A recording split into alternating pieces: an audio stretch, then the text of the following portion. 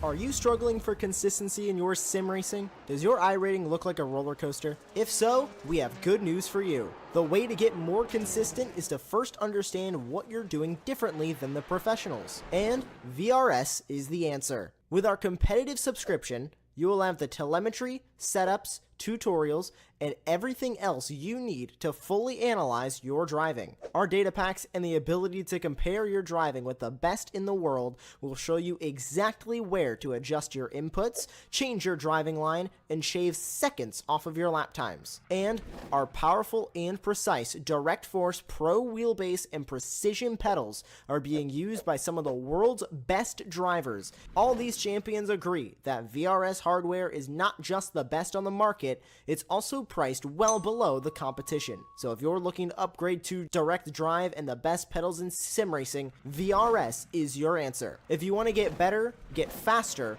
and make it happen sooner rather than later, you owe it to yourself to find out why so many people are switching to VRS. You'll be so glad that you did. Visit www.virtualracingschool.com and learn why the best use VRS.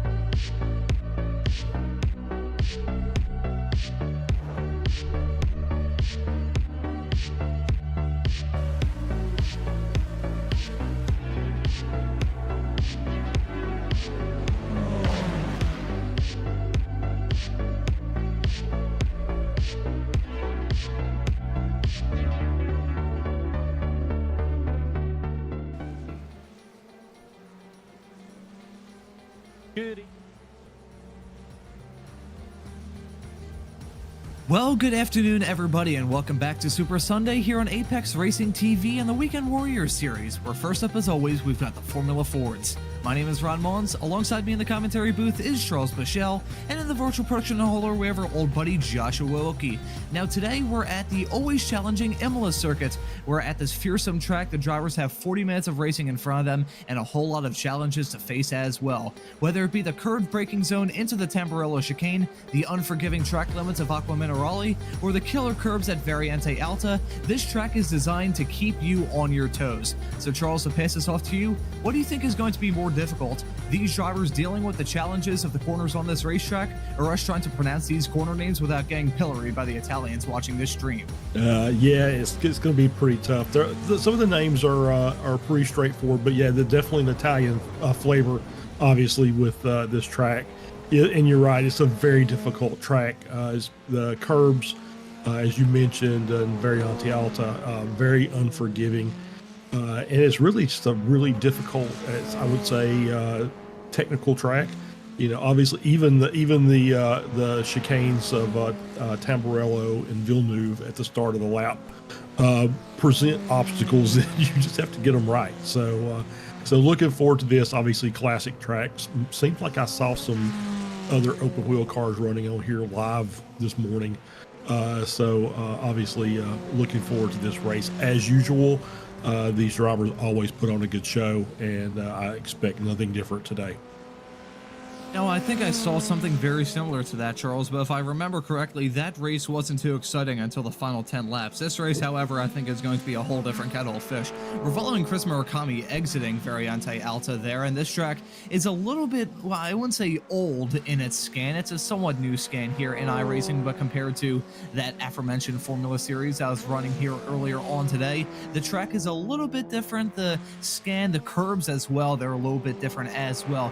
Really tough curbs to try and whack around this track, especially in these Formula Ford cars with tiny, as basically the sofa coasters that these drivers are running on. So very tiny wheels. They're gonna be hitting those curbs, and they're definitely gonna be feeling them if they hit them at a bad angle. So I think now that we're in this qualifying session with a decent amount of time left to go, I think we'll touch on the championship standings as they stand currently, this being round 10. of the season. We only have 2 more to go after this afternoon's festivities here from the Formula Ford Weekend Warriors Series. So we'll touch on S1, the premier category here, that being Spec 1. It's Jason Green at the front, the driver of the number 160 car, currently 626 points on the board, and then Sam Spinell there, the Brit in P number 2. A little bit of a gap separating them. You can't say the same about Spinell with his gap between himself and McConnell there in P number 3. Very close stuff behind our leader, Jason Green. Benjamin Harrison 4th, Jeff Jacobson in 5th, Yanchi Lin, who's been in and out so far this season, he is in 6th, Thortulo in 7th, Aaron Nome in P number 8, Simon Ball in 9th, and Trent Kramer is going to round out your top 10. Look at the varied nationalities that we have from these drivers. Always love to see some international participation.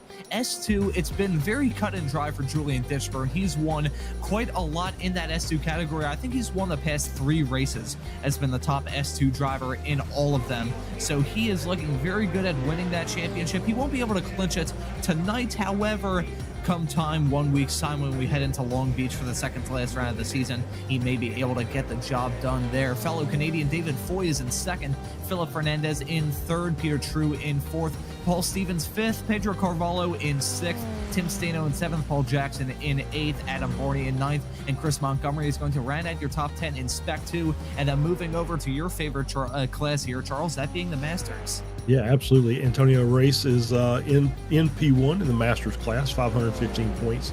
Nice, 45-point gap. Back to Dana Bose, who's in 2nd. Brad Cathcart still within shouting distance, 19 points back in 3rd. Chris Murakami only 4 points back in 4th. Alan Degas is in 5th. Jorg Monty, Jim Brewster, Nick Tullo, Manning Grennan, and Gary Wolbelt round out your top 10. So still, Antonio Race has got a nice cushion, but still, with 2-3 races left, there's still opportunities for people to shake a little bit.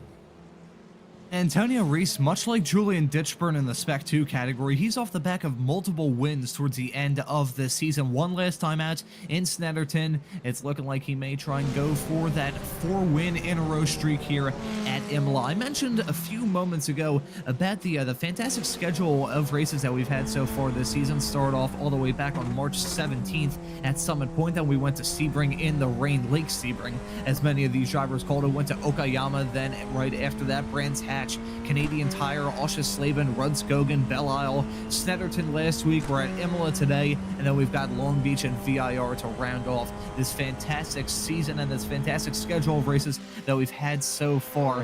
We've got this 40-man race in front of us, and as things stand currently, it's Yanchi Lin at the front at a 154.721. That is a very quick qualifying time from the driver of the number 30 car. So that's a pretty good margin, it must be said. 3/10 over Jorg Monty there in P number 2. We got to see if Yanchi Lin is going to get challenged up towards the front. What do you think, Charles? Will he? Yeah, I don't know. Yanchi's such a good driver.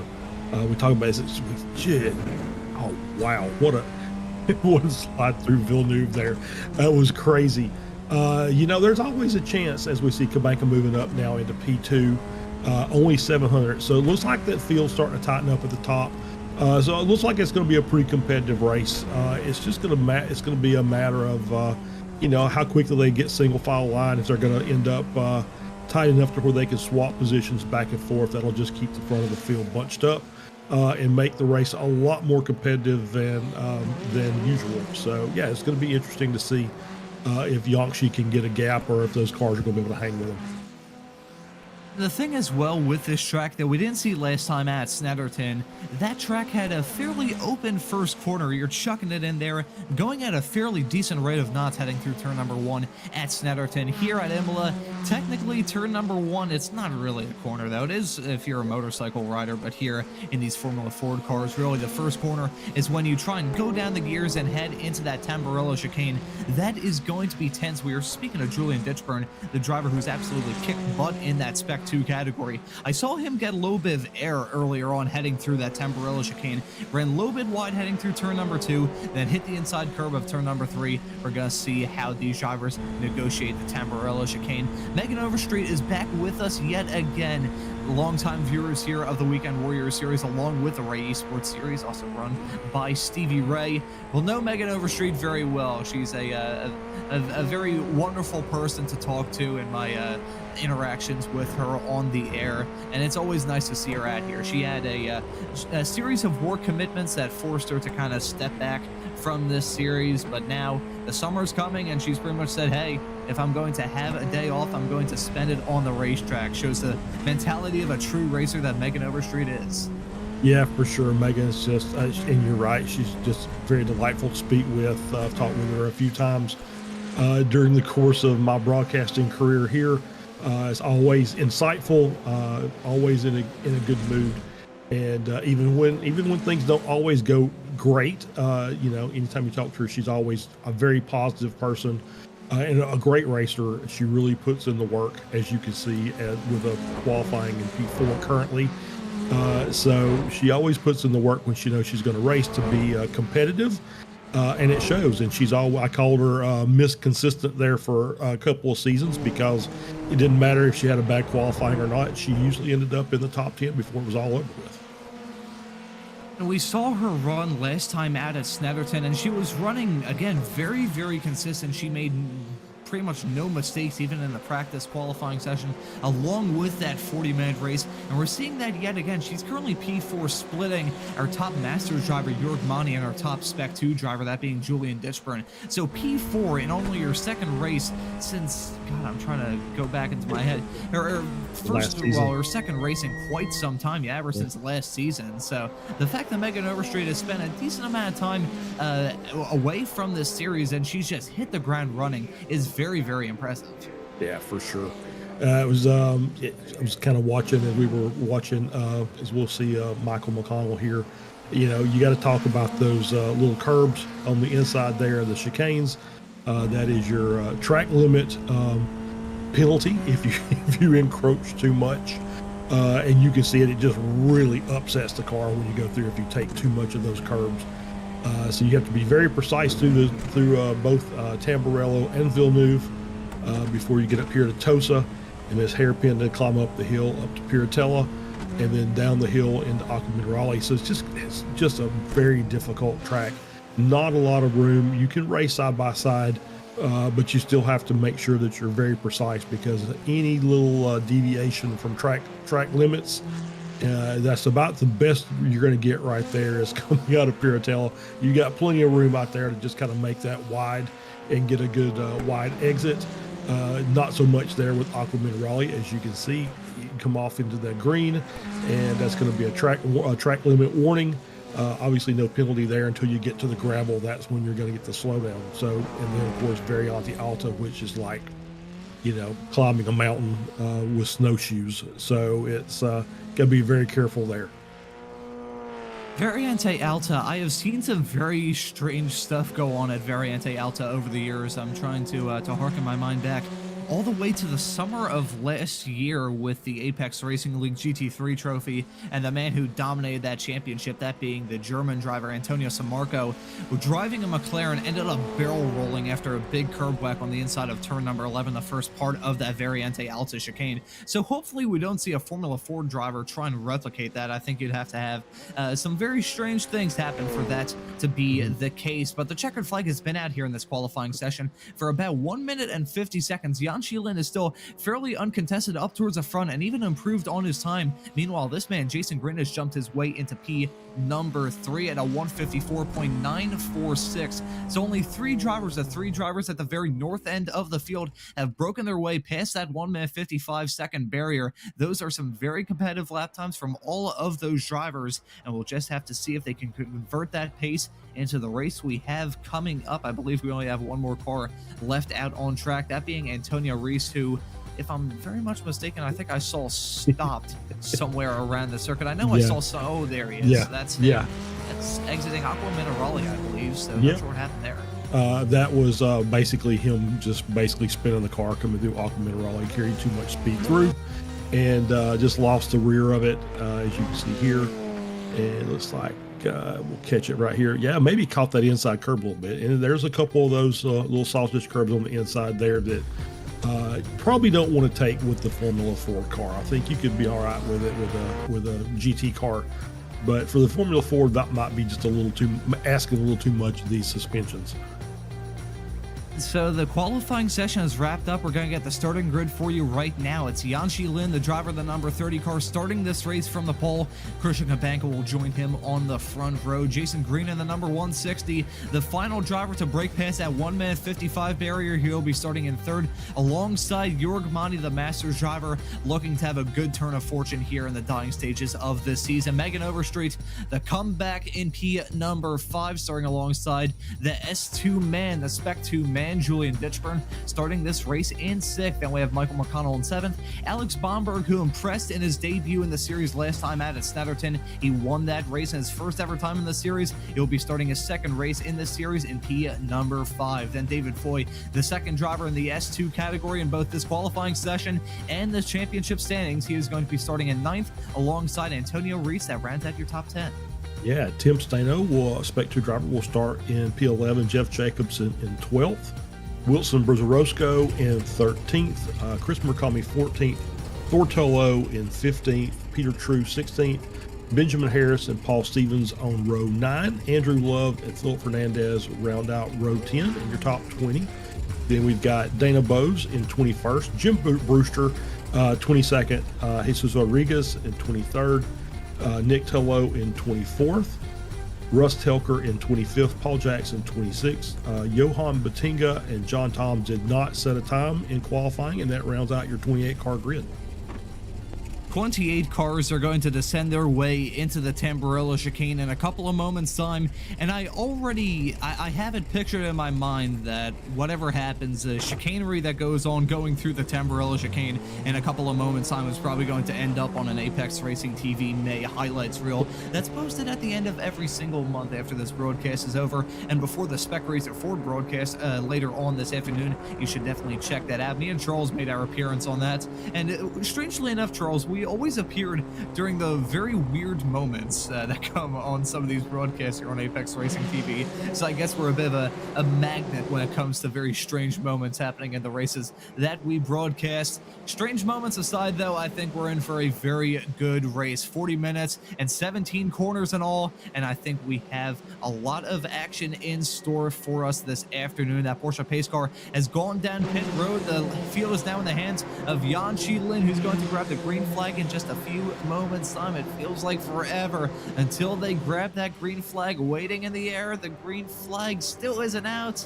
Oh, this feels like it's absolutely torturous. The green flag is now out. The drivers are on their way, so that's a pretty even keel start from both of the drivers on that front row. Look at Jason Green already trying to make up places, maybe trying to apply some pressure to the back of Yanxi Lin. He'll be side by side with Jorg Mani. Meanwhile, Yanxi Lin looking to clear Christian Kabanka heading into turn number 1. He went really deep heading into the Tamburello chicane and gets the move done successfully. So our pole man, Yanxi Lin, is going to be leading them heading into the Villeneuve chicane. On the first time by, we've got some drivers going side by side. It's a hornet's nest of Formula Ford race cars as they descend their way into turn number 5 here. Be very careful to try and go through here without clipping the gravel, clipping a curb, or clipping one of your competitors. That's Chris Murakami threading the needle there as we're riding on board with Tim Stano heading his way into Toza there. But Chris Murakami being very bold in the early stages of this race, as is Thortulo, who's looking to try and get a move done around the outside of Chris Murakami, heading through turn number 7 of Toza, and actually got the move done before they went into Piratella of turn number 8. So far, surprisingly clean. Yeah, so far, surprisingly clean. Big loser so far. Tim Stano's down 4 positions. I did see somebody up near the front, caught a lot of the curb through Villeneuve. One of those little black sausage curbs on the inside. But obviously no spins, anything like that. So pretty clean start overall. A couple people moved. Jim Brewster's up 5 positions. He's having a really good start to the race. And otherwise, it's pretty status quo for the most part, especially up at the front of the field. Already some drivers slamming into the curbs heading through Aqua. Actually, no, that's not Aqua Minerale. It's right after Aqua Minerale, that being Variante Alta. And I think for the sake of this really bad analogy, I'll call them baguette curbs because you don't want to take too much of a bite of them. Otherwise, you're going to get a crumb in your eye. Yanxi Lin is going to be leading them to complete lap number 1. That was probably the worst analogy I've ever said in my year broadcasting here on Apex Racing TV. But Yanxi Lin putting on a pretty good drive. He has a 0.3 of a second lead over Christian Kabanka at P number 2. And right now we've got a battle between Chris Murakami and Jeff Jacobson heading their way into the Temporello chicane. In just a few moments time, they single file out before they go anywhere near the brakes there. Thortulo just outside the top 10 there, running in P11. Jeff Jacobson was a 1 losing at, and he now may start to feel some pressure from the 555 car of Wilson Brazarosco right behind. So that's going to be close between those two as they go through the Villeneuve chicane. Wilson Brazarosco looking to get the move done down the inside, trying to get in the mind of Jeff Jacobson. I feel mind games at a track like this where you have little room to rest are very, very key. And I think I saw some very close racing farther up toward the front. I think that was McConnell, Bomberg, and Foy going 3 wide heading through Toza. These Formula Ford race cars aren't the biggest in the world, so you can push the limits a little bit. However, that was very, very close heading through a challenging section. It's called out drivers in real life. It catches out drivers in the sim, but going 3 wide through a section like that is really, really, it's bold right there. Yeah, it really is. Oh, wow. Gonna make it 2 wide. Yeah, just through Aqua Minerale. Yeah, and he's just, he knows he's offline, and he basically just had to stop by. Maybe he got a slowdown. I know there's a slowdown somewhere around that inside corner there. So maybe he just said, you know what, I'm offline. I've got the slowdown. Let me just check the car up and get out of everybody's way and reset.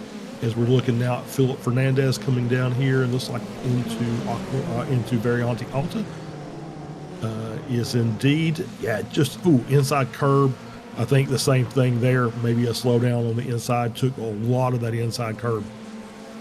And God have mercy on the suspension components on some of these Formula Ford race cars. They're going to be crying in pain even by the time we make it to the 20-minute mark of this race. Christian Kabanka is still in P at number 2. Yanxi Lin still in first. And right behind, it's a hornet's nest between Jason Green leading them, running in that final podium position. Jorg Mani looking to find a way to get past Jason Green, feeling pressure from Megan Overstreet right behind. Julian Ditchburn is involved in that, as well as is Antonio Reese, who's making up the rear of that small old pack there. Meanwhile, just barely inside the top 20, Andrew Love nearly going 3 wide with himself. That was Rodriguez that he went tried to go for a move on heading into Tamburello, and we nearly saw Stevens get a piece of that action as well. But Jesus Rodriguez feeling a whole lot of pressure from Andrew Love, a driver that we see week in and week out from the Ray Esports Racing League. He also runs in this series as well, and he's looking to try and impress us with some very bold moves early on. Yeah, that was some really, really aggressive driving there, and but it was clean, so no contact. But yeah, you could just see he carried a lot of speed through the chicanes, and was just basically, it was nose to tail there, but nowhere to go. You got to, it's one thing to catch a car; it's another thing entirely to pass them. As I've heard somebody say that somewhere before. So yeah, it's it's so far. I think everybody's kind of trying to play nice. Get to the halfway point so we can get our pit stop done and see where things shake out from there. There's still a lot left to be decided in this race. We've seen a whole lot of action. We're not even at the end of lap 3, so this track absolutely conducive when it comes to hard battling, hard racing, but a surprising lack of mistakes so far. These drivers very clean, very respectful, but they drive these cars to the absolute limit. They've kept it all clean so far, knowing Mike I probably just jinxed it, but Jason Green is putting on a good show right now. However, I feel like it's a matter of when, not if, he gets overtaken by the pack of Formula Ford race cars right behind him. You can cover all of these race cars between Green in P3 all the way back to Reese in P7. You can cover them by less than a second heading their way into the Tamburello chicane at the beginning of lap number 4. This is going to be tense between all of these drivers, and Megan Overstreet with a big snap heading out of the Tamburello chicane. That's going to slow her down quite a lot. We may see Julian Ditchburn go for a move on her heading into the Villeneuve chicane. Actually, no, Julian Ditchburn exercising a bit of patience and backing out of it. Julian Ditchburn Ditchburn. As we said earlier on in this broadcast, he is in the catbird seat to win the championship in that Spec 2 category. Tim Stano won earlier on in the season. He is a little bit farther back, running in P16 right now, effectively in no man's land, as he's lost the back of Benjamin Harris right behind. I think he may have had an incident here. Yeah, he tried to go for the move on Benjamin Harris heading in to the Tamburello chicane. All kinds of squirrely on the braking zone there. Ran wide and hit those, again, those baguette curbs on the inside. He took too big of a bite of them and got a crumb in his eye. Yeah, he did. It was, I think it started with him maybe catching the grass on the outside, going into Tamburello there. So we'll get another look at this here. It was close, maybe not, but yeah, carried too much speed. Obviously, you don't want to hit the curb with the midsection of the car. That is not the proper line through there, and so had to catch the car, got off in the grass, and lost some time. And so he's going to reset and see if he can set some fast laps to try and make up that gap back up to Harris. We see another fight with Julian Ditchburn. Megan Overstreet's in there. Yeah, just moved. Ditchburn moves to the inside. And just, oh, wow. Little net code contact, a little actual contact. Megan with the inside curb slowed her up enough that allowed Ditchburn to make the move around. And so she's dropped back to P7. She's still in that lead group of 7 cars. She's just at the back now, so she'll kind of hang back there. I don't know that she really does a lot of fuel saving, but we've talked with her enough that she will at least try it if she thinks she could make it work for her. So probably not a bad place to be. It's just kind of riding to the back of that group. Well, I think wheel-to-wheel contact in any sort of open-wheel race car is terrifying, so Megan Overstreet is lucky to get away with that incident and still keep in touch with the cars in front. Jim Brewster trying to go for the move, heading into the Villeneuve chicane. That was trying to get past Peter True there.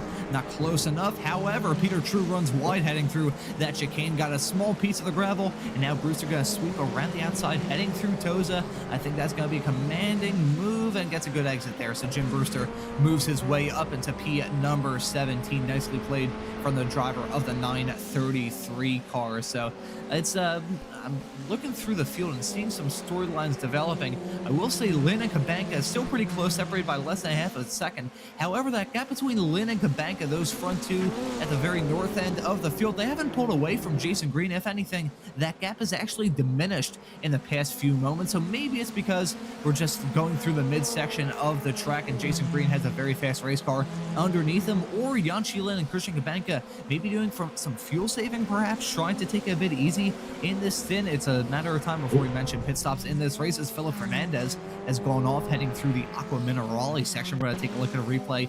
I have a good feeling about this. This was probably just a small little mistake, maybe a little bit of contact actually. Philip Fernandez, no, I think he just ran a little bit wide. Ooh, had a big slide and overcorrected there. So that's what did it for Philip Fernandez. Very lucky to have that asphalt and gravel on the outside, because if there was a barrier there, that would have been Philip Fernandez done for in this race. Yeah, for sure. That's the good thing about that corner is there's a lot of room. If you make a mistake, there's a lot of room to recover the car without hitting the wall. And the asphalt helps. The gravel really helps get the car slowed down before you get to the barrier. So yeah, we'll see that. That won't be the last time we'll see that spin, probably during the course of the race. That's kind of the nature of that corner. So we see Jorg Monty kind of lining up Jason Green there, and he is content to stay where he is.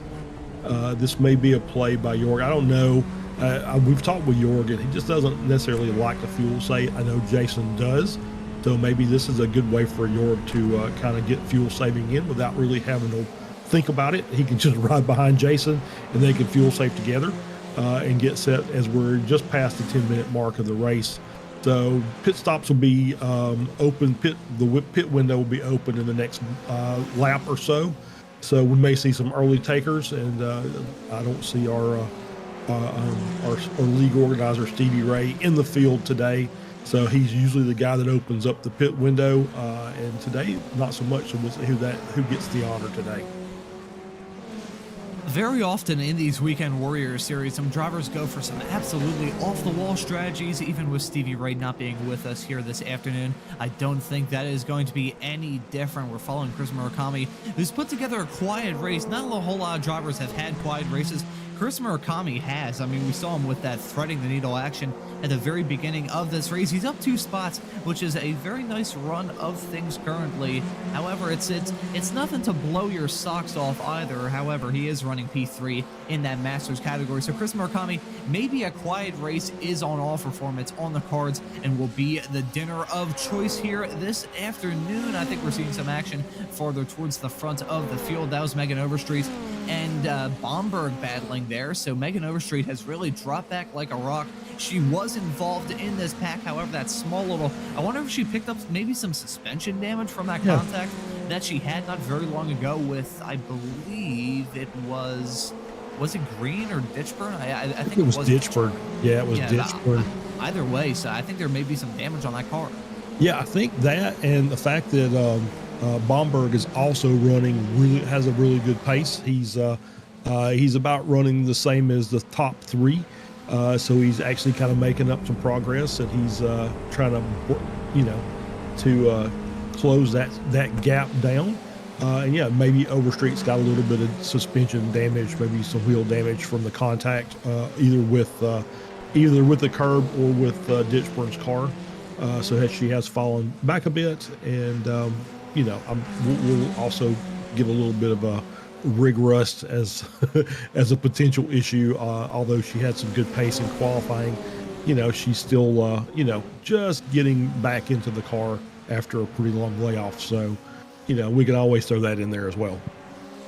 I think we're going to take a look at a replay of an incident involving Nick Thulo heading through on the exit of the Villeneuve chicane there. Exit of turn number 7 may have been when he had his off. No, midway through turn number 7 there, so thankfully he gets it off the track before an ensuing car slams into the side of him. So not ideal for Nick Thulo. However, he's still on the track, has all 4 wheels on his wagon, and despite the fact he's down in P23, he is still not out of it. I think, speaking of out of it, we're seeing some drivers pull off the track and into the pits. Megan Overstreet being one of them, so we'll see if there's any sort of weird popping motion when it comes to the suspension, to see if there's some sort of fast repair that Megan Overstreet picks up to try and repair that damage. This is an early stop, only 13 coming up to 14 minutes into this 40-minute affair here.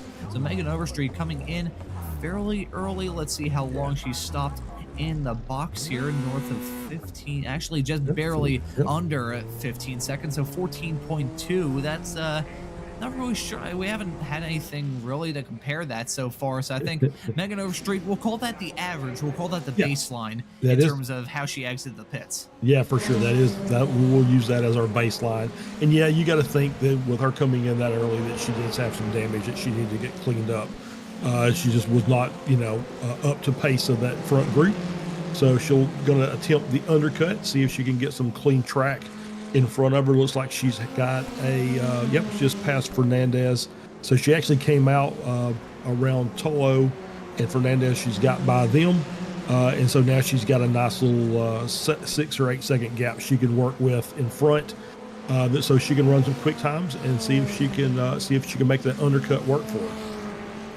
She has some clean air at her disposal. She's right in front of Nick Thulo there, and the gap between Thulo and Bose farther up the road is currently teetering around the 9-second barrier. So Megan Overstreet has a whole lot of clean air in front of her. She's not going to be she's not going to have any sort of draft help. However, she is going to have no cars, no obstruction. She's just going to be able to push that Formula Ford to the absolute limits, see what she can get out of this race. So we're past the 15-minute mark now, and we're still seeing some battling farther up the road. York Monty is kind of checked out of this, as Jason Green is going to be stuck in a battle between himself, Green, and Bomberg. They're going to be 3 wide heading down the start-finish straightaway here. That is bold stuff from all of those drivers. Antonio Reese looking to get involved as well. Bomberg pulling off some fantastic moves in this race to move up into P at number 5. Alex Bomberg, who was a standout star last time out at Snetterton, impressing yet again. However, it's not over yet. Julian Ditchburn looking to try and get the move done there. They're going to be side by side heading through the Villeneuve chicane, and it's going to be Bomberg still holding off in that 4 now. It's still close between them heading through this section of turn number 7, still side by side. This is intense stuff and very excitable stuff to watch as well. Jason Green has a perfect view of this. We're riding on board with him heading his way into Piratella now, and it looks like they're finally going to single file out, with Bomberg winning out in that fight over Julian Ditchburn. Some of the best drivers that this Weekend Warriors Formula Ford Series has to offer just put on an almighty show during the first half of this 9th lap of the race, and boy, that looks like contact, and that's a spin for Jason Green. And that wasn't Jorgmani, that was Antonio Reese, got a piece of that as well. Jason Green got off the track. Okay, thank God he gets off the racing line, but that is a damaged Formula Ford car there. He is going to be crabbing. I think that left rear may be broken off. The right rear, my apologies, is broken off of that race car. So Jason Green, who's putting together a fantastic show and was running solidly inside the top 5, has made a huge mistake and made contact with our S2 driver of Julian Ditchburn heading through Aqua Minerale. This is a replay heading through this section. I think Jason Green just got caught out a little bit there, slid, and Antonio Reese got a big part of that. I think Antonio Reese just has as much damage as Jason Green does, because that was a huge whack on the front end of that race car. Yeah, it really was. Yeah, just kind of got the brakes a little bit late. Maybe wasn't expecting Ditchburn to brake that hard for the corner. Locked the tires up, spun the car around, and then nowhere for Reese to go in the middle of the corner. You just can't really make the change with the tracking change that quickly with these cars. And so Reese is in the pits, Green is in the pits. Looks like both of them are going to end up taking their fast repairs and getting their pit stop done now. So we'll see where that comes out. We'll see where we come out in relationship to Overstreet, who's already pitted for something very similar. She's got by Green, who just now got to the pits, and she's managed to pass Reese as well. So that bodes well for her. Her pit stop was about 2 seconds faster than Reese. And Green is just now coming out, and she was about 1.5 seconds faster than him as well. So she had a really quick stop in comparison to those two guys, and we'll see where that shakes out as more of the leaders come in. Maybe she read the right call by coming in early. It definitely looks like she was on point with her pit strategy. Maybe under fueled, so we'll have to wait and see as the more data becomes available. I said earlier on that Chris Murakami was having a quiet show. Forget that. He was going side by side with Jeff Jacobson heading into Aqua Minerale a few moments ago, and they're still close heading through Variante Alta on this 10th lap of the race. We're about to hit the halfway mark in a couple of moments, Simon. Looking at the drivers that have cut through the field like a hot knife through butter. Look at Rodriguez there in P13, up 10 spots in that 076 car. Very good start of the race for him. Tim Stano along with Yanchi Lin and Christian Gabanka, those are only 3 drivers inside the top 20 that haven't made up or lost position so far in this race. So we haven't really talked about them too much. They've just been keeping their heads to the grindstone and have been running a clean and composed race. And after the drama that we saw at the very north end of this field, clean, calm, and composed and concise as well, maybe the tickets to winning here, Charles. Yeah, maybe so. I'm just kind of looking at the lap times. Actually, Bomberg the last lap. Take that back. Ditchburn the last lap actually was the fastest of the top 5. So that group, even though there's about a 4 or 5 second gap between the top 5 cars, that group is actually coming together more closely than they are actually extending. So not sure if Lynn is maybe dictating the pace up front and just kind of running to a number. But it looks like these guys behind her are not willing to just kind of wait around and settle for a P5 5 seconds back. They think they've got some pace, so they're going to try and make up this gap. And so that's going to make things very, very interesting. I don't know. We talked about it earlier. I don't know how much tow you're going to get. Obviously, these cars don't tow as well as what we'll see in the Spec Racer race coming up. But you get a good draft off of them, and so you probably pick up a couple tenths down the front straight, but there's really not a lot of places on this track where the draft is going to help you out. Yeah, around this racetrack, there's only one long straightaway, that being the exit of Ravazza turn 15, which is the final real corner on this racetrack before they head their way into the Tamburello chicane at the very beginning of the lap. That's the only long straightaway besides that, and maybe the run out of Variante Alto before you head into the Ravazza section here, as we're following Tim Stano about to negotiate his way through that section and maybe go for a move on Chris Murakami there. Very close there, heading into the braking zone of Ravazza, but not a whole lot of straights for these drivers to deal with, and we're going to see the same in that Mid-Ohio race we have coming up for the Spec Racer Fords. That's only one real long straightaway around that racetrack, so it's interesting that the choice of tracks that we have from these from this weekend of Weekend Warriors races, two tracks that don't have a whole lot of slipstreaming opportunities. Just because there aren't slipstreaming opportunities doesn't mean the drivers are going to use them. That's McConnell getting a move done on Wilson Brasarosco heading into the Tamburello chicane. Nicely played. That was a concise move, fairly textbook stuff from Michael McConnell to move his way into P number 7. This pack of cars right behind them, it's McConnell in P7 running all the way back to Benjamin Harrison 12th. Besides them, there's pretty much no one around them at all. Yanchi Lin and Krishika Banka are heading their way through Piratella of turn number 8 right there. So that pack between P7 and P12 are running in effectively no man's land at this stage. So I wonder if they're going to try and break away from everyone else and do something a little bit different. You never know. I mean, it's sometimes that running in that pack just kind of keeps you focused on running the line.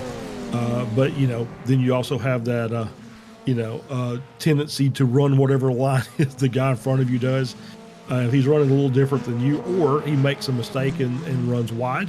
Well, I should say he or she, since Megan's back with us this week. Should that person run a little deep in the corner, you have a tendency to follow them. So you have to be very careful of that. So yeah, it's you don't know. I think maybe those cars are just happy running together, and then we'll see what happens during the pit cycle. Holy crap, we're taking a look at a nice graphic from our producer Josh. Alex Bomberg has set a top speed of 144 miles an hour, which is equal to our leader Yanchi Lin. Kabanka, meanwhile, that we're following heading into the Tamburello chicane, is 5 miles an hour slower. So I think maybe Christian Kabanka taking it a bit easy and waiting for the final stages of this race to really mount a challenge. But in that pack that we mentioned at the early stages of that last lap, they have come in. So McConnell in along with Jacobson and Chris Murakami. So the driver who at this stage is in second place in that Masters category comes into his box in the number 901 car. McConnell, who according to our graphics is in the lead of the race, he is not in the lead of the race, but he was in the top 10. We'll see how things shake out for him. Currently, it's a little bit of a long stop. Overstreet spent 14.2 second stop. McConnell was at 17.8, along with Jacobson at 15.6 and Murakami at 16.0. So Michael McConnell spending a heck of a lot of time stopped in the pits. That was very slow. That was very slow. Yeah, he was at least 2 seconds slower than the other guys he came in with. So that's it's a little bit odd, and this kind of means that he took an extra lap of fuel. A lot of times these drivers are running with other software other than just iRacing that helps them with their fuel calculations. So somebody, as we're still looking, is still Megan Overstreet still has the fastest pit stop time. So somebody's made a mistake somewhere. Either a couple of cars took too little fuel, or most of the cars took too much. And you really don't know until the last lap or so of the race. Either way, it's given Michael McConnell a challenge, and he's already negotiated with Jeff Jacobson, so he was in front of Jacobson and Murakami when they came into the pits at the end of that last lap. So he's already gone ahead of both of them, so nothing too damaging for McConnell currently. However, once all those drivers that were running in that pack along with them come into the pits, that is going to be a telltale sign of how things have gone wrong for Michael McConnell. York Mani, the top driver in the Masters category, has now come in. He was running in the 5th position and was running up towards the front pretty much ever since the drop of the green flag. He's going to be stopped in the box. Let's see how long he's stopped for. Currently there, along with Peter True's now come into the pits from P11, I believe it was, and Mani in the pits for an eternity. 18.1 seconds stopped for the Swiss driver. That is going to be a kick in the shins for York Mani. Let's see how he exits out compared to everyone else. You see Megan Overstreet is going to overtake him. Megan Overstreet was 43.8 seconds down and away in pit lane. Monty was at 49.2, so even though York Monty is just barely being at Megan Overstreet, that is still going to be a huge blow to York Monty's chances. Thankfully for him, the closest Masters competitor to him before those pit stops started was Chris Murakami, running just barely inside the top 10, but still York Monty, that is not ideal for the Swiss driver at all. No, it's not. It was a little bit longer than the longest guys, but once again, it's just who took the right level of fuel. I think Jorg usually plays it safe. He normally is a little bit longer in the pits than everybody else because he just doesn't want to run out of fuel, and he knows he's going to run hard. He's not out there to fuel save. He's out there to run the car at 100% or more if he can get it out of it. So, yeah, it doesn't surprise me that he's a little bit longer than most of the people, but he's going to be pushing the car hard for the rest of the race. Absolutely guarantee that. That is going to be a fantastic storyline to follow between now and the end of this. Another storyline has developed as Christian Kabanka has pitted independent of Yanxi Lin. So Yanxi Lin, the leader of this race ever since a green flag dropped 27 minutes ago, has stayed out while Kabanka has come in. So the front two drivers in this race ever since a green flag was dropped have now split their strategy. So Kabanka coming in first. I'm sure Yanxi Lin is going to have to cover here in the next few laps. If not, I gotta wonder what Yanxi Lin is cooking. Is he cooking with gas or is he cooking with liquid nitrogen? We'll just have to wait and see. Kabanka still stopped in the box, 15 seconds even stopped in his pit box there, and he's gonna have to have a short run before he hits that pit speed limit button, and then he can finally go out and away. Christian Kabanka back out on the racing surface, spent 45.1 seconds down in the pits, so not too quick from Kabanka. However, it's not slow either, so we'll see how things shake out for Yanxi Lin, who I gotta imagine is gonna have to pit at the end of this lap as we see more drivers come in as well, that being Love, Jim Brewster as well, who as things stand currently would be inside the top 5 of the Masters category. Dana Bose, another Masters driver, is in as well. But getting back to Yanxi Lin, maybe I'm just a bad strategist, but he has to pit at the end of this lap because he just needs to cover off whatever Kabanka's cooking. Yeah, you would think so, but so, you know, a lot of these guys will just, they've got their strategy in their head, and the strategy is run it till the car's empty. And so you may lose a little bit of time maybe with the cars that have stopped early, but you get to run on that light fuel load, and you can really maximize your lap time on your in lap. So I would think he's coming. I mean, I think he's coming in much past this lap. It may be 2 laps to go before they're just out of fuel, as we see, as you said, Lynn coming in right now. So he is covering off the strategy call from his at one point challenger Christian Kabanka. Bomberg has come into the race as well. Alex Bomberg made his debut last week at Snetterton. He's running in P2 currently and still has the fastest lap of the race, I believe. So Alex Bomberg in his second race in the series, once again impressing. We'll see if he can act as a spoiler in the fight up towards the very north end of the field. Lynn in, Ditchburn in, Bomberg in, Foy, Brozarosco, Stano, and Rodriguez have come in as well. Lynn out and away. I think he spent a little bit less time stopped in his box than Kabanka, so we'll see how he exits out compared to Christian Kabanka. I think it's going to be close between those two. Actually, no. That is pretty commanding stuff, it must be said, from Yanxi Lin. 9/10 of a second spent less down pit lane compared to Christian Kabanka, and that's helped him extend that gap. Julian Ditchburn exiting out in P at number 4. Bomberg still running in P at number 3.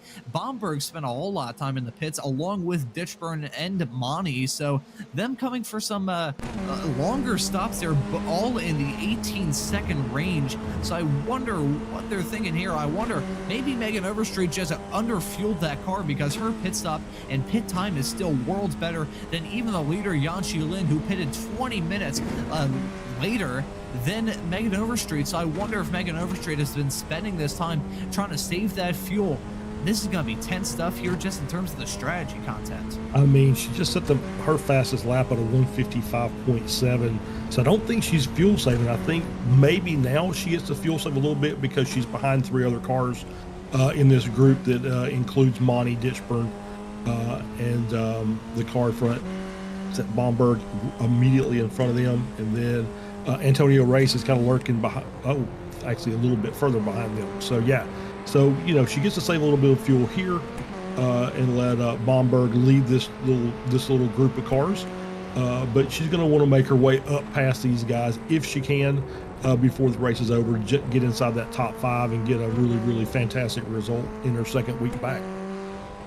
Gotta say though, a heck of a lot of props to Megan Overstreet. She is a fast driver in the sim, got some experience in real life as well, thanks to the Grass Paddock Motorsports sim to track competition that she ended up winning last season for the Ray East. Oh, actually last year. It ran all year long for the Ray Esports Racing League. Megan Overstreet got some experience in a car, and I guess she's using that experience that she learned up in Michigan when she got her SCCA racing license. She's using that here in the sim. Jörg Mani trying to use a slipstream to slip his way past Bomberg, heading down into the Tamburello chicane here in just a couple of moments time. Mani, it looks like you'll be able to clear him heading into that chicane. It was close though, it must be said, between himself and Bomberg. Jörg Mani going flat out between now and the end of this. Took a whole lot of fuel, spent longer in the pits than all the drivers behind him, so he is going to be flat out to the end, but it's still not enough as Bomberg is looking to challenge back, heading into the Villeneuve chicane. Gets the move done there. Alex Bomberg racing with one of the most prolific drivers in this series. They're trading blows heading into Toza here on lap number 17. Alex Bomberg inheriting that P3 spot, but still not over yet. He's got Jörg Mani 3/10 behind, Julian Ditchburn only a lap and a half behind Mani, and then you've got Megan Overstreet tailing them as well. We're going to take a look at a replay to see this Bomberg and Mani find this Bomberg move. This was a bomber move on Jörg Mani heading into turn number 5 here. The Villeneuve chicane had that inside line, and just full commitment from Alex Bomberg. I mentioned it a few moments ago, nice drift exiting the corner as well. That's part of the reason why Jörg Mani tried to challenge back and go for the move around the outside heading into 7. But Alex Bomberg, a newcomer to the series, we've said it before on this broadcast, and I'll mention it again because it's such a good storyline. He came into the series with about 30 minutes before qualifying last week at Snetterton, and now he's trading blows with some of the best drivers this series has to offer. This kid has a heck of a lot of talent. Yeah, he really does. He's doing a great job, and yeah, going head to head with Jörg Mani is no easy task. As you saw, Jörg just had the hammer down, made the move. Bomberg is able to get the spot back. Nice little crossover coming out of the chicane, but then almost carried too much speed through, gave Mani a chance to kind of challenge again on the outside. As we see that move there, is Lynn and Kabanka for the lead of the race. 0.2 of a second separating the cars, and Lynn wide, Kabanka looking again, crossover. Oh, we're going to run side down. By side. Oh, side by side, heading into the Villeneuve chicane. Kabanka on the inside, Lynn on the outside. Kabanka gets that move done. It's still not over yet. Kabanka needs to nail this line heading through turn number 6, unless he's going to be a sitting duck. Heading into 7, he got that line exactly right, and Christian Kabanka gets the move done on Jan Lynn to take the lead of this race. It's been a fantastic turn of pace from Christian Kabanka there, separated by about 1.5 seconds not very long ago. However, that gap has diminished, and now they're covered by barely any area. You can cover the both of them with a blanket heading through turn number 8. I think we may load up a replay. The very beginning of that battle between Kabanka and Lynn, it was very tense stuff heading into the Tamburello section. Kabanka enjoying that slipstream. Again, the slipstream in the Formula Ford cars isn't very strong. Lynn took the defensive line on that inside. Kabanka sweeping around the outside. This was great racing between the two of these drivers, nearly making contact before they go into the braking zone of the Tamburello chicane. Lynn had that inside line, however, it sent him off a little bit, ran wide on the second part of that chicane, and got him all kinds of squirrely heading through that second part. Kabanka cuts it to the inside line heading through turn number 4, gets that inside line heading through 5. A lot of stones to pull off a move like that, but Christian Kabanka takes the lead of the race in the dying breaths of this 40-minute affair here. We don't have a whole lot of time left to go, less than 5 minutes on the clock, as they're going to be starting lap 19 now, and they're going to be side by side yet again. Kabanka leading it for now. Lynn is trying to challenge once again. Lynn grabbed the pole for this race, led throughout a vast majority of it. Now he's trying to retake the lead of the race and do it with authority. He's going to have that inside line heading into the Tamburello chicane. Battle list late breakers. Who is going to prevail? It's going to be Lynn. He gets all kinds of squirrely yet again, though. I saw a big puff of smoke there. I think he may have locked up. Meanwhile, Julian Ditchburn is battling hard. Actually, no, that's Bomberg and Mani battling hard. My apologies. Ditchburn is right behind, looking to capitalize if those two drivers in front of him come to blows. If Lynn and Kabanka make contact, These drivers are going to be battling like hell for those final podium positions. Jesus Rodriguez, meanwhile, trying to get a move done on Jason Green. Jason Green was a part of that fight between Bomberg, Monty, and Ditchburn earlier on. However, with that contact he had earlier on, Green has dropped back like a rock. So the driver that entered this race with a championship lead in the S1 category has not had a good turn of things here at Imola. That is going to stink. Yeah, it is. He's just, I guess, ever since his incident, just hasn't been on the pace of the rest of the field, and just kind of struggling a bit, kind of caught up in back there in the mid-teens, battling with Rodriguez directly in front. It looks like Rodriguez is up 8 positions, so he's having a really good race, and it just seems like Green makes me stuck there and unable to make up any positions. So he's going to not have a great race, but as long as he finishes there, he'll lose a few points, but he should be able to maintain the lead of the championship, even with a not quite great finish. We do have drop rounds at their disposal. We actually have another one after the alien abductions we saw early on in the season at Canadian Tire Motorsports Park. So I think Jason Green is definitely going to have to use one of those P16 if things finish the way they are currently. That would sting for the championship leader here before we enter the final 2 races of the season. Yanchi Lin still leading, and Kabanka gave him a heck of a challenge, it must be said. Briefly took the lead of the race. However, Kabanka may have pulled back. I think he may. Yeah, it's hard to say. I'm trying to get into the mind of these racers, and trying to get into the mind of a racer is not only a very dark spot to be in, it's also challenging. I think you'd have better luck trying to break the Da Vinci Code, but still, I think Kabanka, what he may be trying to do is try and size up Lin to give him hell in the final stages of this race. We're going to be taking the 2 to go, I think, next time by. Either way, it's going to be tense at the north end of the field. It's tense all throughout this field. We're following, that's Wilson Barzarosco is going off farther in the back. He had contact with Jeff Jacobson and McConnell, so those 3 came to blows heading through the Tamburello chicane. We're going to have to take a look at a replay to see what in the world happened here as they went into that first heavy braking zone of the lap. McConnell and Barzarosco got off a little bit out of steam compared to Jacobson, who's actually towed back to the pit, so there must have been some pretty significant contact to send the driver of the number 40 car back to pit road. I'm trying to look. It looks like the left-hand side is a little bit droopy on Jeff Jacobson's car, so he may have broken his suspension. I think we'll take a look at a replay to see what the heck happened there as they went in the Tamburello chicane, but either way, hard stuff. These drivers giving it absolutely everything they have. We're entering the dying stages of this season, the dying stages of this race, so you can't really blame them if these drivers are throwing elbows in the late stages of this season, but still unfortunate to see a little bit of contact. I think we'll take a look at a replay maybe after this fight between Kabanka and Lin. This may heat up when they head into the Tamburello chicane this time by. They're going to be taking the white flag here, so it's 1 lap to go from the 40 minutes of action here from the Formula Ford Weekend Warriors. Kabanka going for an interesting line yet again around the outside, heading into the Tamburello chicane. They're going to be side by side, very close to making contact before they stab on the brakes and try and go through the gears, heading through the Tamburello chicane there. Kabanka stuck it around the outside. Yanchi Lin didn't overshoot though, so Yanchi Lin is going to be leading them out of the Tamburello chicane. Meanwhile, the fight for the final podium position is still hot between Bomberg and Monty. Ditchburn involved as well, along with Megan Overstreet. These drivers are going to be covered. You can cover them all with a blanket when they come back to take that checkered flag in a couple of moments' time. Meanwhile, Lin and Kabanka, they're still separated by about a quarter of a second.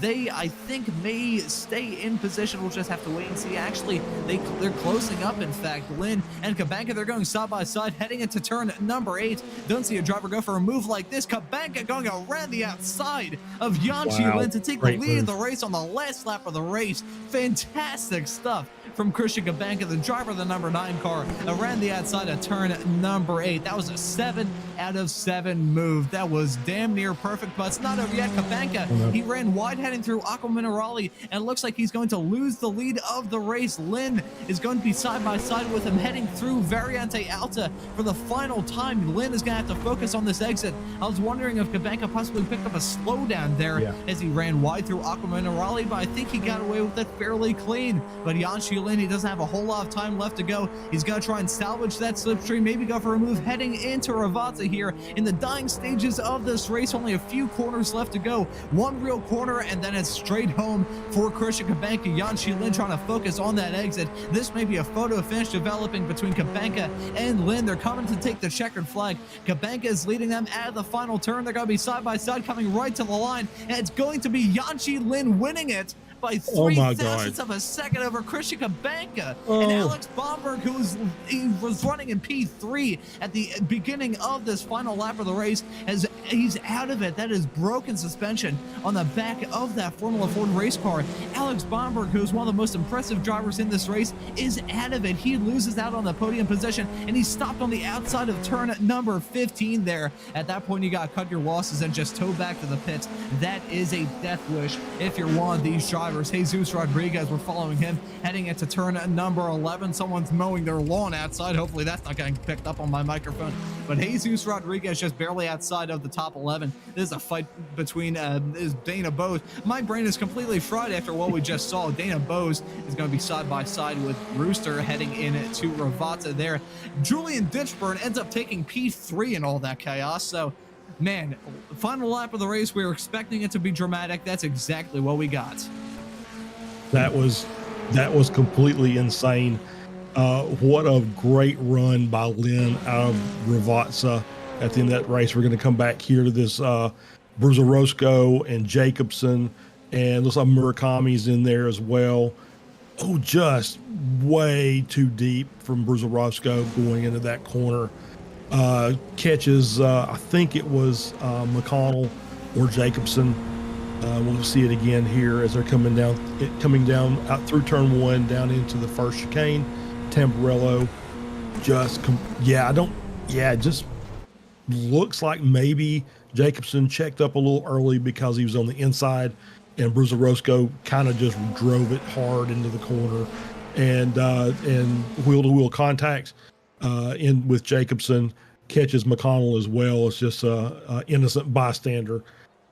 And just that run at the end, if we can get a replay of that, that would be fantastic between Lin and Kabanka for the race win to end up 3,000 of a second gap.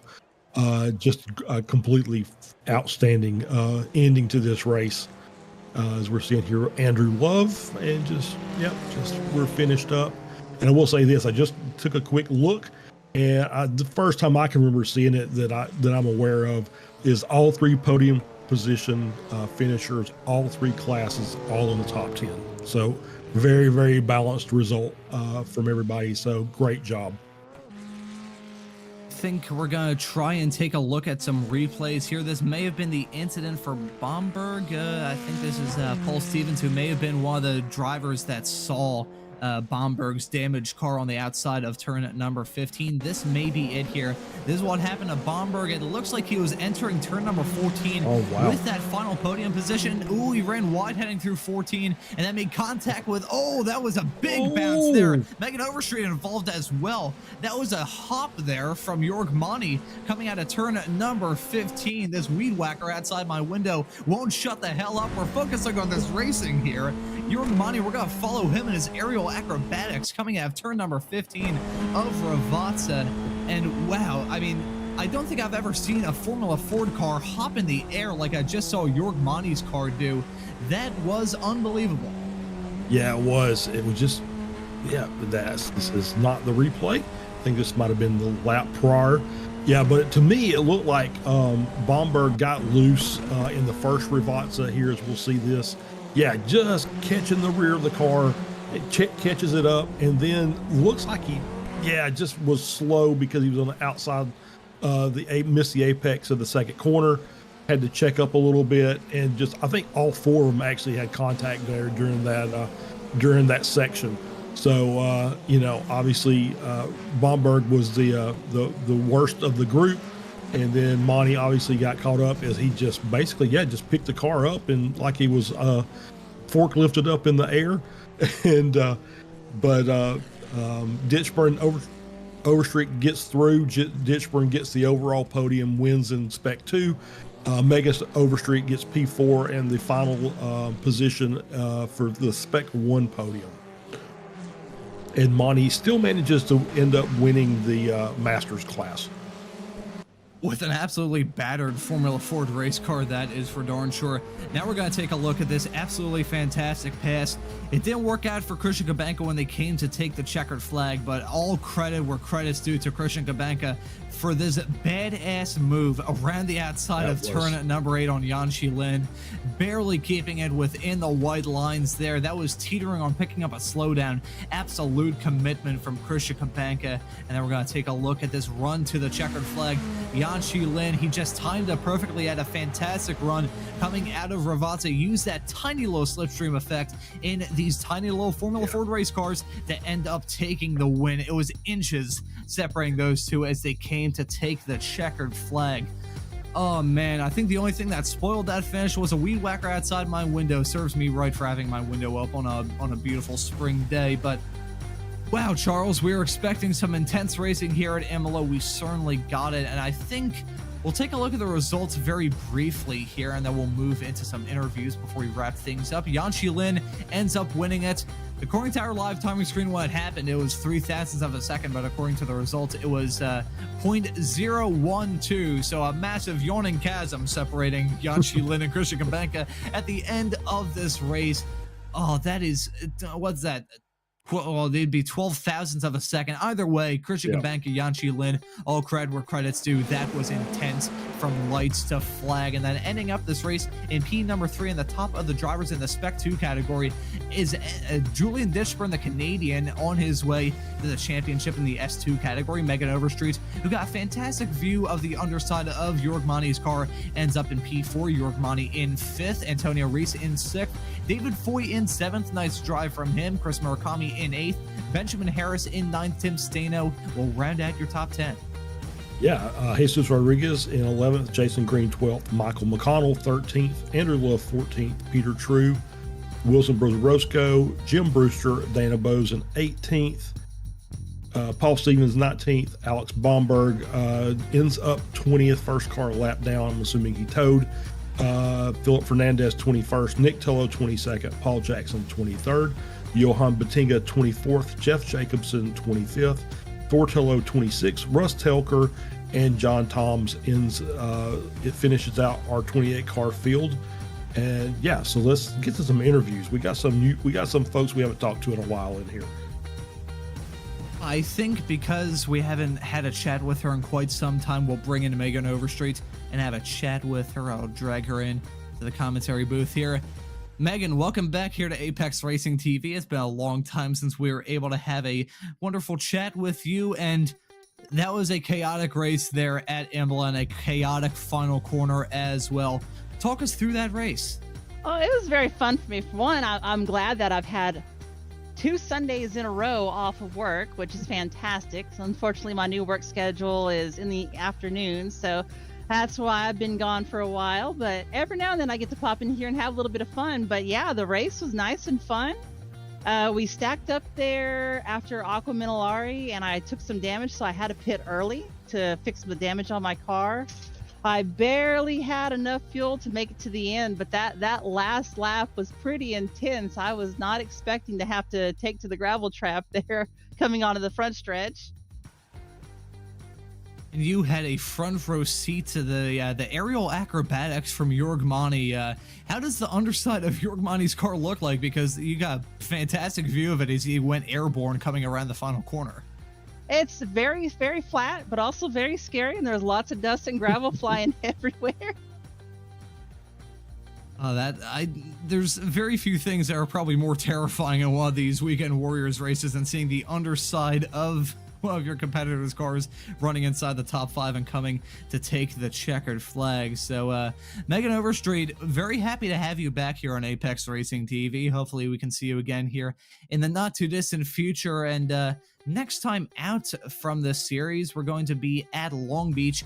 If we do see you, as we're getting a replay of your view of that end of the race there, that was very scary from your perspective. If we see you next time out at Long Beach, what are your thoughts heading into that race? I hope I can keep the car off the wall, because the wall is always a magnet for every vehicle, every corner, so you never know what's going to happen. Long Beach is going to be even more hectic than we saw at Imola here today. Fingers crossed that we see you on track in 1 week's time. Megan Overstreet, fantastic to have a chat with you. It's been a long time coming. And anyone you want to give a thanks to or shout out?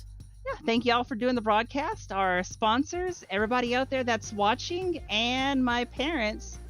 And also a big shout out to Frank Swartz of Grass Paddock Motorsports. I got to do a real life driving school at Waterford Hills Raceway in Michigan, and that went awesome. So shout out to him. When I saw that you were finally up there for that driving school, it was very heartwarming to see. Megan Overstreet, congratulations on that experience driving in real life. Congratulations on getting your SCCA road racing license, and I hope to see you throughout the rest of the season, if not next season here for the Formula Ford Weekend Warriors. Thank you for joining us. Thank you. That was Megan Overstreet, who had a very hectic end of that race. Charles, who do you like to have a chat with? Well, I'm going to go with Masters, and haven't spoke to this guy all season long, so it will be good to bring Jorg Monty in here. And Jorg, my friend, how are you, sir? Thank you. Congratulations on your class win. Pretty uneventful race for you until the last lap or so. So let's give us just kind of walk us through everything there for you. Not really, please. I might use words that I don't like to use, so I keep my mouth better shut than this time. Okay, fair enough. So yeah, we've talked about you off and on during this season, obviously being the defending champion of the Masters class, and you just luck hasn't really been on your side this year, and so it was really good to see you up front and contending for the class win and running up in the podium positions for a big part of the race. Yeah, that was actually quite fun, except that we had a little too aggressive side at the beginning, so we lost touch to 1 and 2, and that's where it. And then I could get a gap in between Jason and me right quickly, and but then it was actually kind of boring. Just try to stay ahead of the other guys, and then he came close, and I thought, okay, I'm gonna just pit. Let's see how I'm doing the pit this time. And yeah, of course, I was up the pit again, and but the end you saw it, and I still could finish the race. That's it. That's fine for me. There you go. Well, Jorg, is there anybody you want to give a thanks to before we let you go? Yes, of course, to all you guys commentating all the time, taking us in, listen to our stupid answers that we sometimes give with our lack of knowledge of English. But we like you guys, and it's just great to listen to the video afterwards again. Awesome, Jorg. Well, congratulations, and we'll look forward to seeing you in the Spec Racer race coming up at Mid-Ohio. How you feel about that? It's always been a pretty good race. Let's put it this way: I could be kind of quick there. I think I make good lap times, but I'm gonna start from the back. Oh, there we go. All right. Maybe I'm gonna have more luck this time. You heard it here first. All right. Thanks, Jorg. Congratulations. We'll see you in the next race. Yeah. Thanks a lot, guys. All right. And that was Jorg Monty. Ends this race with a battered race car and some aerial acrobatics on that last lap. Speaking of acrobatics, you had to be an acrobat to pull off the move that Christian Kabanka did at the very end of that. We'll have a quick little chat with him before we wrap things up. Christian, I'm not going to mention the finish there because it's not ideal from you, but I just want to talk about that move around the outside of Yanxi Lin coming through turn number 8 at the very end of that race. Talk us through that and talk us through the absolute balls that you had to have to pull off a move like that. I knew I had to be aggressive to get past Yanxi, especially in Imola. After the turn 1, 2, and 3 chicanes, I was still behind him, so I had to be a little creative with my overtakes, and I just sent it around the outside and hoped it'd stick, and surprisingly, it stuck. So I'm actually kind of glad. I kind of just wish this track's finish line was about 30 feet back, though. Yeah, that's it would have helped you out in that race, but still, I think if that move around the outside isn't the highlight that we pick from this broadcast that ends up in the other monthly highlight reel here on Apex, I really don't know what would. That was an awesome move that you pulled off there, and just overall a very good race from your end, very action-packed as well. Just talk us through what it was like battling with Yanxi all throughout. Yeah, for the first half of the race, I kind of didn't really battle him because I wanted to just pull away, me and Yangshi to just pull away from the rest of the field. And I also wanted to just save enough fuel to have a shortened pit stop. I knew that if I had gotten in front of Yangshi, he would have been able to save much more fuel than me because he's very good at fuel saving. So to just make it to the end for us to battle, I needed to just save enough fuel. And thankfully I was able to. And thankfully I was able to give a good show for the broadcast. I kind of wish I won it, but at least I had fun. It was very close. Well, you may not have taken the checkered flag in P1, but you took our hearts with that awesome move around the outside. Christian Kabanka, thank you for joining us. Hope to see you in that Spec Racer Ford race that we have coming up this afternoon. Hope to see you in the Ray Esports Racing League this upcoming Tuesday as well. Is there anyone you want to give a thanks to or shout out? I'm going to give a shout out to Yangshi. Congrats to the win. He also kind of praised the move, and I just said I was just lucky that it stuck, and I didn't get a slowdown, which I said I was just very happy with. So yeah, congrats Yangshi if you're watching this. Well, Christian Kabanka, thank you for joining us. That move is going to go down in Apex history. That was absolutely incredible to watch. Hope to see you in that SRF race coming up this afternoon. Yep, see you then. That was Christian Kabanka, the last of the interviews that we have from this broadcast. We've got the Mid-Ohio SRF race coming up, but I think we'll keep on track and talk about the Formula Ford Weekend Warriors. Next up is Long Beach. As Megan Overstreet said, the biggest challenge that these drivers are going to face is just keeping it out of the wall. That is going to be I was nearly going to say a word that I can't say here on Apex Racing TV. We'll call it a fun and enjoyable race there with a lot of chaos thrown in as well. Charles, next up is Long Beach. We have some championships that could be decided there. What are your thoughts heading into Long Beach? You're right, and Megan's right. It's the walls. It's just such a tight track. It's the tightest that we're going to be. Belle Isle, Long Beach, very similar. Just not room for error. Obviously, you got to be pretty precise. Fortunately, there's only a couple spots where a curb is going to maybe spoil your day if you catch them wrong. But for the most part, it's just being precise, getting this car to slide properly around the corners, and so you can get your good apexes and good exits.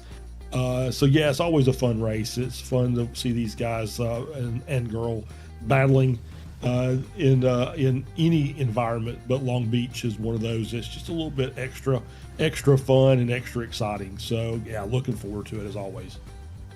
Going to be California Dreaming in a week's time. Long Beach, that's going to be intense. And as I said, we could see Julian Ditchburn be crowned the Spec 2 champion here from Season 2 of 2024 from the Formula Ford Weekend Warriors Series. A lot to look forward to in 1 week's time. A lot to look forward to this afternoon. There's only part 1 of Super Sunday here on Apex Racing TV coming up, are the Spec Racer Fords at Mid-Ohio.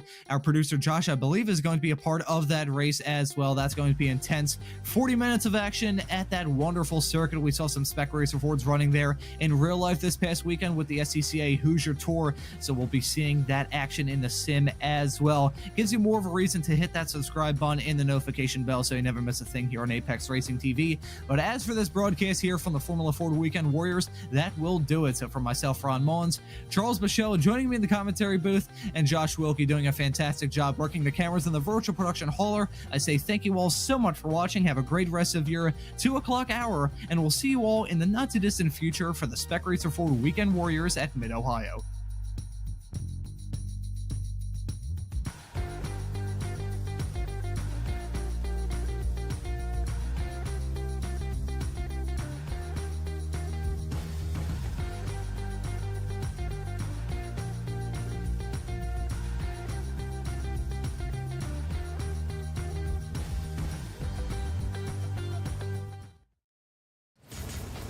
Are you struggling for consistency in your sim racing? Does your iRating look like a roller coaster? If so, we have good news for you. The way to get more consistent is to first understand what you're doing differently than the professionals. And VRS is the answer. With our competitive subscription, you will have the telemetry, setups, tutorials, and everything else you need to fully analyze your driving. Our data packs and the ability to compare your driving with the best in the world will show you exactly where to adjust your inputs, change your driving line, and shave seconds off of your lap times. And our powerful and precise Direct Force Pro wheelbase and precision pedals are being used by some of the world's best drivers. All these champions agree that VRS hardware is not just the best on the market, it's also priced well below the competition. So if you're looking to upgrade to direct drive and the best pedals in sim racing, VRS is your answer. If you want to get better, get faster, and make it happen sooner rather than later, you owe it to yourself to find out why so many people are switching to VRS. You'll be so glad that you did. Visit www.virtualracingschool.com and learn why the